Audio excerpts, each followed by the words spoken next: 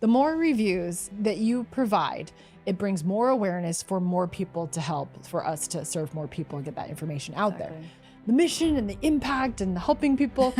And the other one was like, well, we need to bring revenue and ROI back, right? So, but infuse that together. And so when you're able to infuse that together, which is important on both fronts, the more people that you can impact and bring more awareness to are going to be attracted to what you're doing to bring back in that ROI. And if you don't have the visibility, or you have a consistent podcast and you have not gotten the reach that you really wanted, like, it's time for a complete whole audit, because there's ways to make it seen more, to get it monetized, and you just have to be talking to the right people that can help you do that.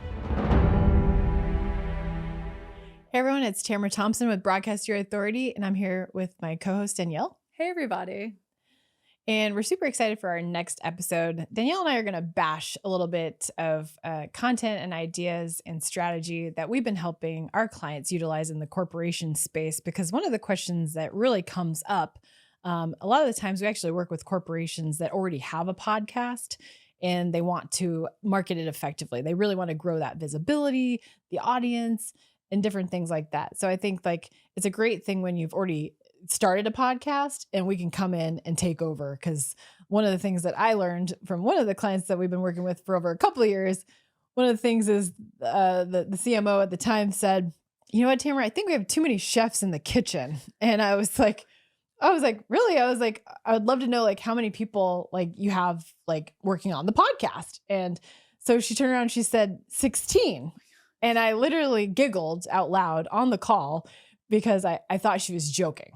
So she was not joking. She had 16 people working on this podcast. It's in the top 1%.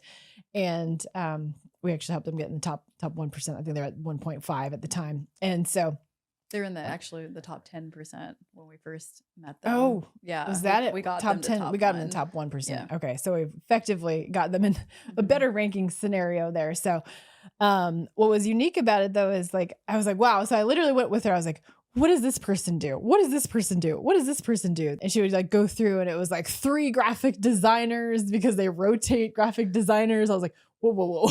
I'm like, let's just keep some templates and, we just keep it one person. Obviously people take vacations. I understand that. But yeah, it was just like, this person did like the YouTube ads. This person did the shorts ads. I'm like, YouTube and shorts are all on the same platform, just different things. And so we started like kind of leveraging out, and I said, well, this is how we can help you come in.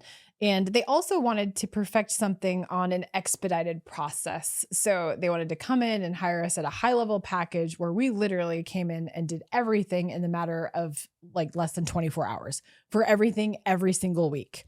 And so we actually came in and we do everything in 12 hours. So everything, the team is on top of it every Wednesday.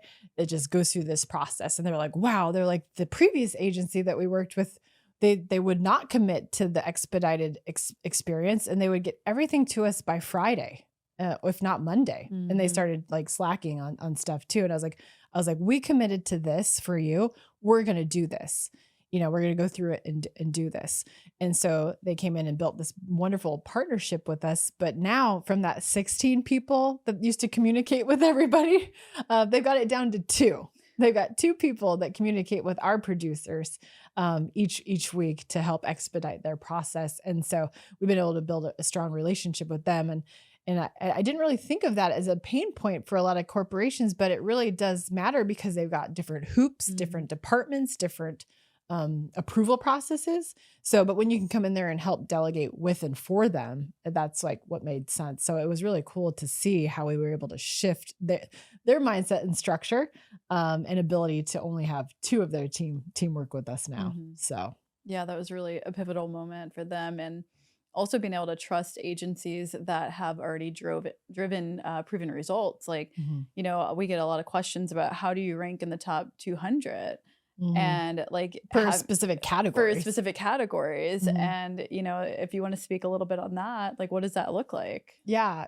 No, I'd love to. So one of the things that we do and we help with our clients is really the fact of fine tuning, like how you can rank, right? Like, what is it? Is it a certain amount of downloads? Is it a certain amount of reviews? It's actually both, right? And so you got to put the two and two together, right? So to build an audience and to build rapport with an audio podcast side of it, specifically audio podcast, you want to build the rapport, get the downloads, get people hyped up.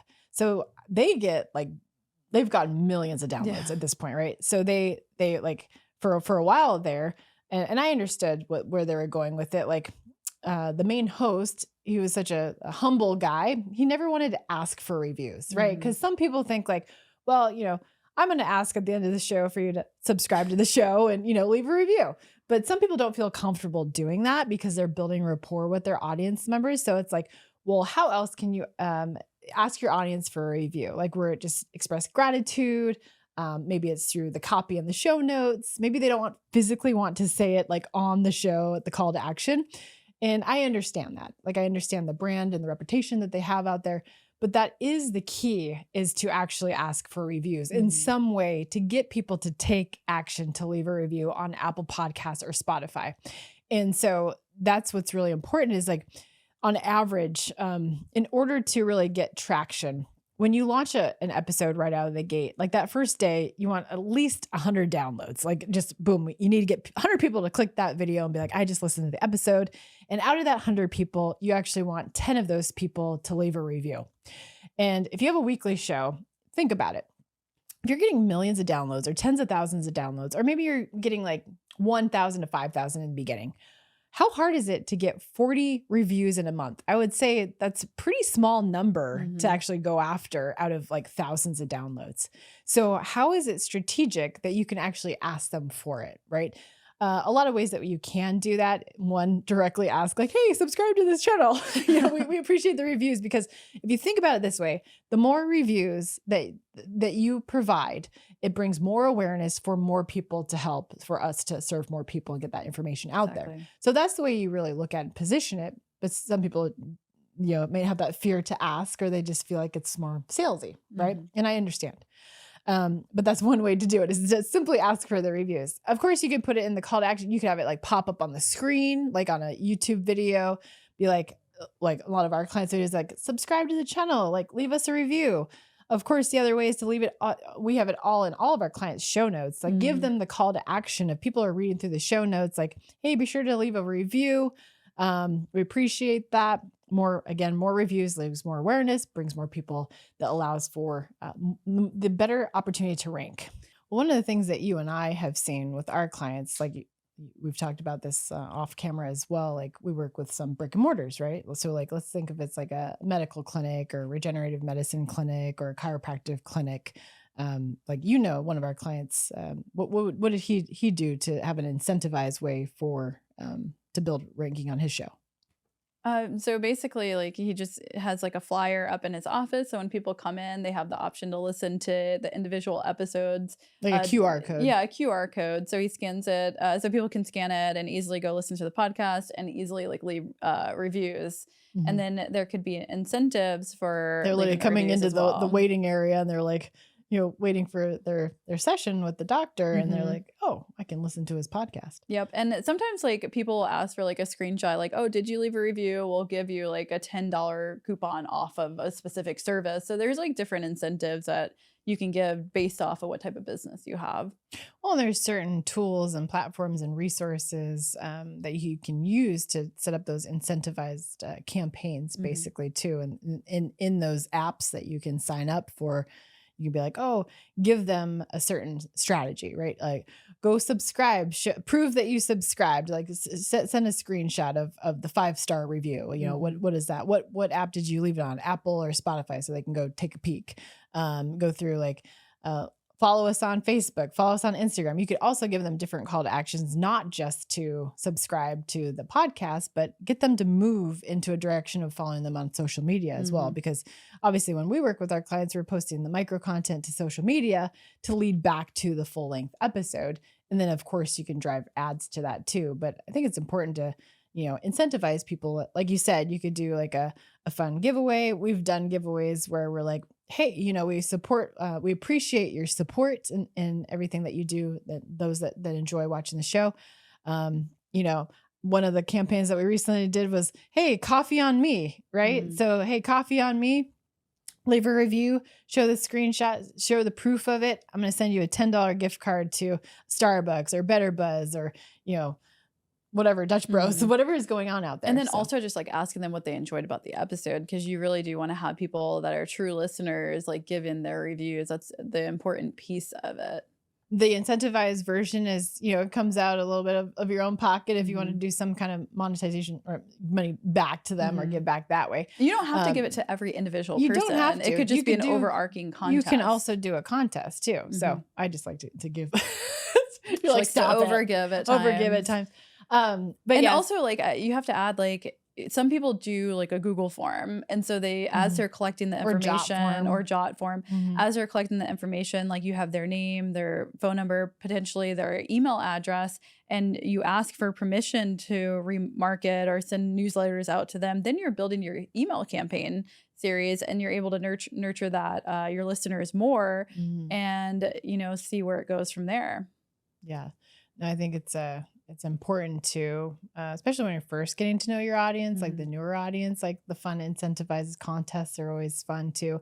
You can always utilize that during a podcast launch period too. So we work with a lot of individuals where we actually just take over their podcast because a lot of the things that happen is the people that come to us typically just don't know how to market their podcast effectively. We actually have a client coming in right now that's had a podcast for 9 years. 9 years. And they're in like a top area, but I was like, how many downloads do you get a month? And he was like 200,000. I was like, how many of those convert to clients, our customers? And he was like, maybe 20. Wow. I was like 20. Wow. And so they have a very successful firm. But the thing is 20 clients out of 200,000 downloads. That's not a very strong percentage there. So we're going to come in and restructure everything, like do basically some of the similar things that the other agency they've worked with does, but amplify it and 10x it in different ways, and then have them help them with the actual strategy on how to lead people back to their core offers and business from their podcast.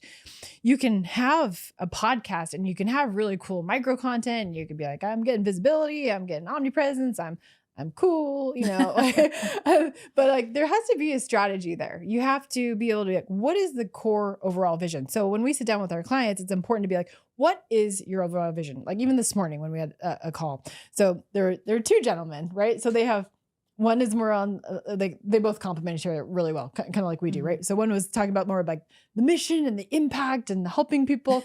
And the other one was like, well, we need to bring revenue and ROI back, right? So, but infuse that together. And so when you're able to infuse that together, which is important on both fronts, the more people that you can impact and bring more awareness to are going to be attracted to what you're doing to bring back in that ROI. And so like, it's cool to be able to go in and do audits for all of our clients or upcoming clients that come in and we say like, hey, we're going to do an audit, give us access back into your YouTube channel and your podcast so we can see what's been going on. Like what is there proper tagging? Is there proper SEO? What's the call to action? Is it clear? Is it clear in the description? Where are you missing out on to lead them back to what the bigger goal is, to create more of an impact and make more money from that experience? Exactly. And we focus on the data-driven content. So we do the market research in advance and we know what's trending in the industry.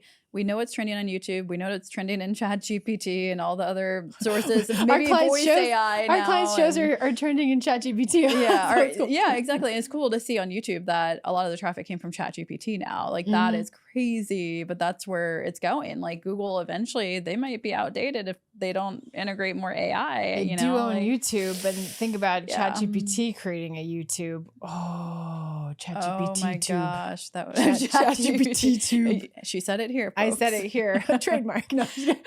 No, but I just think it's like important to get important messages out there more. And if you don't have the visibility or you have a consistent podcast and you have not gotten the reach that you really wanted, like it's time for a complete whole audit, because there's ways to get to make it seen more, to get it monetized. And you just have to be talking to the right people that can help you do that. Well, and you just brought up a point of the consistency factor too. So a lot of people come to us and they're like, oh, geez, we're just not consistent. We're super busy in the corporation. Like everybody's doing stuff, too many chefs in the kitchen again, right? So, but the cool thing about like being consistent is being able to leverage in a batch recording setting, right? So you and I, we tend to batch record content. We'll do a sitting of like 2 to 5 episodes to freaking 12 episodes in one day, because we want to get consistent with the content. We can leverage that and spread that out over even an entire season or an entire quarter, right? So when you map it out, have structure, have strategy, are able to batch record and then put it out there, then, it's a lot easier for a corporation team to be like, oh, but we got all of these episodes, and you don't have to do that many episodes at once. But a lot of times we teach our clients to do, 4 episodes at once, right? If you can do it in one sitting, depending on if you're doing an in-person interview or a virtual interview, maybe schedules don't always align. But if you're doing like solo educational content and you know that you can sit down and record content back to back to back, or if you are doing a co-hosted episode with a colleague in your firm or your corporation, that's a lot easier for you to sit down with someone and record back to back. And so that's where we help that pain point coming in, saying like, hey, how do we get consistent? I'm like, well, batch record and record, 4 hours in one day, and you got 4 episodes, you have content for the entire month. Most people say, I don't have time for this. And then they say, oh, I can set 4 hours aside in my month to record this content. That's not a big deal. Just put it on the schedule, get it set up, take the action, have the strategic content planned out ahead of time, and then record. And so like literally like all our clients do is press record and we do the rest. So it's like direction, content recorded. If it's recording with them or for them, or if we take the virtual side of it, because we have clients all over the place, the UK, Australia. I mean, there's all over the United States, all over the United States, all over the place, Mexico, Canada, lots in Canada. Yeah, a lot so it's cool to see like where you can help people when you give them a little direction, inspiration, and that consistency factor when they're the ones that have to be consistent because they're showing up consistently online by the distribution system on that side. And it really does bring in that omnipresence factor. And so I think that's one of the things that people are like, oh man, I just don't have the time for this. Really? That's like 4 hours out of your entire month. Okay, I can do that, right? And then when you put together an experience with it, I think people enjoy that too. So we love putting together experiences where clients come in and record content together, and we play matchmaker. So we're like, hey, this would be a great person for a show. So that's a whole nother story. But yeah, I think one of the things that's really important is just the consistency factor, being able to market it effectively, drive people back to a strong call to action, or even build out your email list with a simple newsletter. If you're not someone that's super like salesy or pitchy, or you don't want to ask for reviews, find ways and ask for help to actually how to get those reviews in, because reviews are super, super important to be able to rank on the audio podcast platform. You may be getting thousands of downloads, but if you're not asking for those reviews or not gaining the reviews in some marketing effort, the show will not continue to rank. And your competition that's not afraid to ask for reviews will literally surpass you. Mic drop. Boom. So yeah, I think that's just a solid point that we've discussed today. So yeah, if you're thinking about, shifting over from your current agency for your podcast show, maybe you're not marketing it effectively. Maybe you have some traction. Maybe you're getting thousands of downloads, but maybe you haven't asked for reviews, or you want a simple way to figure out how to tweak that, or want the strategy on how you can bring more revenue and create more impact for your business. I think it's really important to leverage that piece of it. So those of you that are tuning in, be sure to subscribe, ring the bell, leave us a review as we're talking about reviews, because it's very important for the show and the ranking ability, just so we can reach more people just like you. So thank you again, and we'll see you in the next episode.